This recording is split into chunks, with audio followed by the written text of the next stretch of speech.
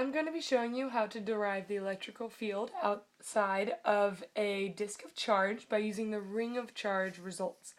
So we will start with said disk on an XYZ plane. So there's your little disk. And we'll be observing it from a point Z away from it. And this disk has a charge that is signified by sigma, which we say that sigma is coulombs over meters squared. And so that would be the charge on the whole disk. So we can look at the disk as a series of concentric rings, so just kind of all around here, which is how we'll solve this, which is why we start with the ring equation. So that equation is the electrical field is K, Q, which is charge, Z is that point of the distance away, over Z squared plus the radius squared, all raised to 3 over 2. So we have that equation, and we're only going to be looking at a section of one of these rings.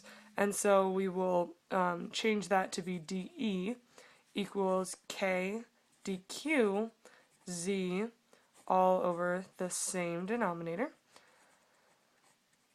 And so we're going to make a couple substitutions now to make all of our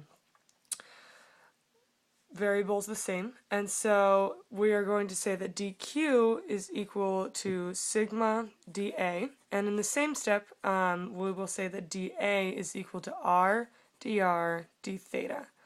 And so now we can substitute those in, and we get dE equals k sigma r dr d theta z.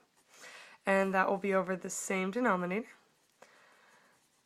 And now we want to integrate, and we're going to integrate that twice because we're going to be taking just a piece of a ring and then integrating to find all of the rings in the disk. And so we will end up with our final product being E, and we'll take the integral from 0 to r, and we'll take the integral from 0 to 2 pi. So that's the section for the radius and then all of the circles. And so now we have K, Z, sigma, r, dr, d theta, all over Z squared plus r squared, 3 over 2. And so now a bunch of fancy integration gets us with our final product, which is going to be 2 pi sigma K times 1 minus Z over Z squared plus R squared to the 1/2.